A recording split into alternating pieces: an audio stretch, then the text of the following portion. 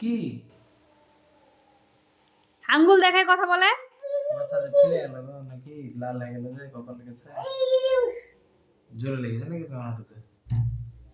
লাগলো না? লাগবে না? কি? কিসে? কেন তুমি ঝগড়া করছো?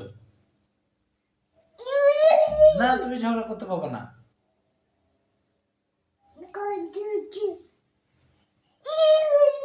না, ওভাবে ঝগড়া করা যাবে না। তোমাকে কি তোমার খালার বাতাস লেগেছে?